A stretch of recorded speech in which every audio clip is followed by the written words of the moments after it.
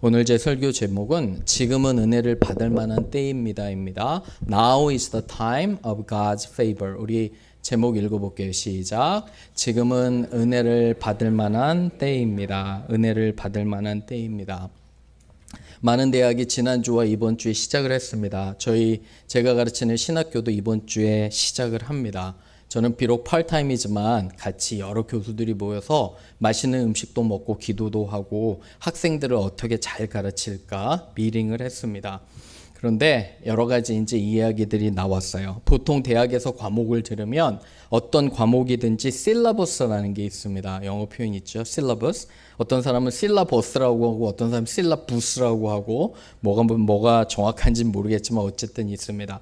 이거는 뭐냐면 원래 라틴어로 책을 의미하는 거예요. 북. 책을 의미하는 건데 이 안에 요약본인데요. 한 학기 동안 16주 강의를 하는데 모든 과제물과 해야 될 것과 마감 날짜와 그리고 요구되어지는 교과서와 모든 게 다 들어 있습니다. 그래서 사실은 이 실러버스를 잘 읽으면 어떻게 될까요? 좋은 학점을 맞아요. A를 받겠죠. 그죠? 실러버스를 잘 읽으면. 자, 실러버스를 안 읽으면 어떻게 돼요? 당연히 좋은 학점을 못 받겠죠. 엉뚱한 소리 하고 있겠죠. 그죠? 꼭 실러버스 줬는데 교과서가 뭐냐고 물어봐요. 저한테.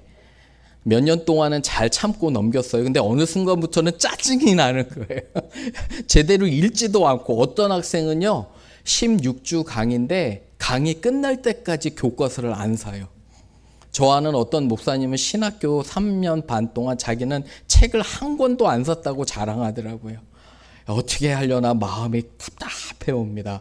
그래서 제가 가르치는 신학교는 오죽하면 실러버스를 읽고요 사인해야 돼요. 나는 실러버스를 읽었다. 이렇게 사인합니다. 한 학기가 지금 시작하지만 이제 금방 추수감사절과 겨울이 올 거예요. 학생들의 성적도 드러날 거예요. 그죠? A를 받았는지 F를 받았는지. 여러분과 저의 삶도 마찬가지예요. 사랑하는 여러분, 우리가 살아갈 때 우리의 삶이 영원할 것 같아도 16주 한 학기의 강의가 지나가는 것처럼 금방 지나갈 거예요. 그죠? 우리 인생을 정말 잘 살려면 하나님께서 좋은 교과서를 주셨어요. 그게 뭐예요? 교과서가 성경이에요. 그죠? 열심히 성경을 읽고 하나님의 뜻을 따라가다 보면 후회 없고 행복한 삶을 살게 돼요. 그런데 성경은 읽지 않고 그러면 하나님 하시는 말씀 모르잖아요. 그죠? 오늘은 특별히 은혜를 받을 만한 때 기억하시기를 바라요. 지금 이 순간이 여러분들이 은혜를 받을 만한 때입니다. 그래서 세 가지로 여러분과 제가 한번 살펴보기를 원합니다. 첫 번째는 지금은 우리가 하나님의 은혜를 받을 만한 때입니다. Now is the time for our salvation and spiritual growth. 1번 읽어봅니다. 시작. 지금은 우리가 하나님의 은혜를 받을 만한 때입니다. 1절 보세요. 1절 우리가 하나님과 함께 일하는 동역자, 코워커라예요. 그죠?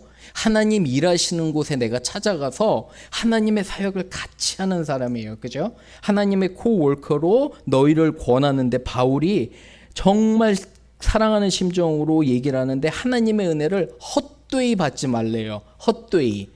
Don't take your salvation in vain. 헛되이가 뭐냐면 아무런 의미 없게 두 가지로 해석이 돼요. 첫 번째는 복음을 잘 모르는 사람. 그리스도의 죽음과 희생을 모르는 사람도 되고요. 또 하나는 다른 것 때문에 세상의 마음에 팔려서 복음을 집중하지 못하는 거. 은혜를 잊어버리고 다른 것 쫓아가는 사람들이에요. 여러분 고린도 교회는 false teacher 있잖아요. 거짓 선지자들이 막 많았어요. 그래서 성경의 진리를 전하지 않고 자기 마음대로 전하고 자기 이익을 위해 정하고 향락과 온갖 음란함과 그런 것들을 전했던 거짓 선지자들이 많았어요. 그래서 여기 보면 은혜로 헛되이 받지 말라 하고요. 이사야서를 인용하는데 거기 보세요. 내가 은혜 베풀 때에 너희를 듣고 구원의 날에 너희를 도왔는데 이사야 선지자가 선포하는 거예요. 보라, 지금은 은혜를 받을 만한 때요. Now is the time. 다른 때가 아니에요.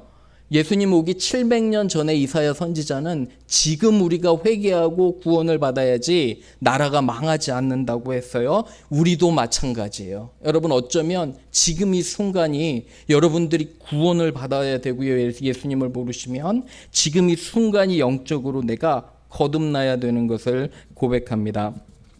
강의를 시작하고요. 교수들이 여러 가지 이야기를 하잖아요. 우리의 최대의 적이 뭐냐? 그죠? 학생들을 가르치는데 첫 번째로 나온 게 뭔지 아세요? 교수의 최대의 적, 셀폰이에요. 셀폰. 어떻게 학생들을 정말 지혜롭게 셀폰, 핸드폰을 강의 시간에 쓰지 않게 할까? 내도록. 여러분, 신학교에서 목사님, 전도사님 될 사람들이요, 딴짓하고 있어요. 수업 시간에. 가끔 가슴이 철렁철렁 내려앉아요. 일반 학교도 아니고, 그죠? 그런데 지금 이 세대가 그래요. 아마 대부분 교수님들이 정말 어려워하는 게 뭐냐면, 제가 가끔 우리 강의 듣는 신학생들의 눈빛을 보면 눈이 좀 반쯤 풀려 있어요. 그 전날 밤에 뭐 했는지 모르겠어요. 도대체 제가 목사와 전도사가 된다고 하는 저 친구가 눈이 반쯤 풀려 있으면 뭐 한 걸까요, 밤에? 밤에 열심히 성경을 봤을까요? 밤에 열심히 기도했을까요? 여러분 한번 생각해 보세요. 그죠? 지금 우리 문화는요, 소셜 네트워크뿐만 아니라 유튜브, 쇼츠부터 시작해서 하나님의 말씀이 우리를 행복하고 하나님의 말씀이 잘 하나님의 뜻으로 가게 하는데 자꾸 세상은 우리를 방해하는 거예요. 여러분, 정말 음란물이나 여러 가지 그런 안 좋은 것들도 클릭하면 너무도 쉽게 되는 세상에서 우리가 살고 있잖아요. 정말 세월을 아끼고 조심해야 돼요. 여러분, 그런데 가장 안타까운 게 뭐냐면 세상을 낭비하는 거. 우리에게 주신 이 귀한 시간들을 내가 열심히 사람들을 섬기고 만나고 복음 전하고 성경 공부 가르쳐야 되는데 유튜브로 하는 시간들이 너무도 많은 거예요. 잘 생각해 보셔야 돼요. 그죠? 에베소서 5장 15절 17절 읽어봅니다. 시작. 그런즉 너희가 어떻게 행할지를 자세히 주의하여 지혜 없는 자 같이 하지 말고 오직 지혜 있는 자 같이 하여 세월을 아끼라. 때가 악하니라. 그러므로 어리석은 자가 되지 말고 오직 주의 뜻이 무엇인가 이해하라. Be very careful then how you live. Not as unwise, but as wise, making the most of every opportunity. 모든 순간을 잘 사용하라는 거예요. Because the days are evil, therefore do not be foolish, but understand what the Lord's will is. 하나님의 뜻은 뭐냐면 순간순간을 내가 최선을 다해서 하나님을 위해서 사는 거예요. 이러한 삶을 살고 지금이 은혜를 받을 만한 때임을 기억하는 우리가 되기를 주님의 이름으로 축원합니다. 아멘. 두 번째 갑니다. 그래서 이러한 은혜를 받은 자로서 우리는 어떻게 살아야 되냐면요, 하나님의 일꾼으로 사람들을 자발적으로 섬기는 거예요. With the help of God, we voluntarily serve God and our neighbors. 2번 읽어봅니다. 시작. 하나님의 일꾼으로 사람들을 자발적으로 섬깁니다. 3절 보세요. 우리가 이 직분, 복음 전하는 직분이 비방을 받지 않게 하려고 무엇에든지 부끄럽지 않게 하는 거예요. 4절 보세요. 모든 일에 하나님의 일꾼으로 우리가 스스로 추천해서 많이 견디고요. 환난과 궁핍과 고난이 와요. 매맞음과 갇힘과 난동과 수고로 선교사님들과 복음을 전하는 사람들이 어려울 수 있는데 이러한 어려움 가운데에서도 있어요. 그런데 이러한 고난이 와도 6절에 보세요. 깨끗함과 지식과 오래 참음과 자비함과 성령의 감화와 거짓이 없는 사랑과 이런 것들을 꼭 지키고요. 끝까지 진리의 말씀과 하나님의 능력을 믿고 말씀을 전하고 복음을 전하는 거예요. 때로는 어렵죠. 여러분 어떠세요? 사람들 섬기는 거 쉬워요? 어려워요? 어떤 사람 끝까지 사랑하시는 거 어때요? 우리가 아침에 성경 공부를 하잖아요. 여러분들 성경 공부 리더를 위해서 열심히 기도해 주셔야 돼요. 그렇죠? 그런데 사람들 사랑하고 섬기는 거 쉽지 않아요. 정말 저도 지난주에도 저도 참 기도를 하면서 마음에 안타까운 일들이 있었지만 사람들을 섬기고 사랑하는 게 쉽지가 않아요. 그런 고난 가운데서도 여러분들은 깨끗함을 지키시기를 바라요. 순수함을 지키시기를 바라요. 치맛바람이 예수님 때도 있었어요. 지금도 많이 있죠. 그죠? 엄마들이 영향력 행사하려고. 우리 한번 읽어볼게요. 시작.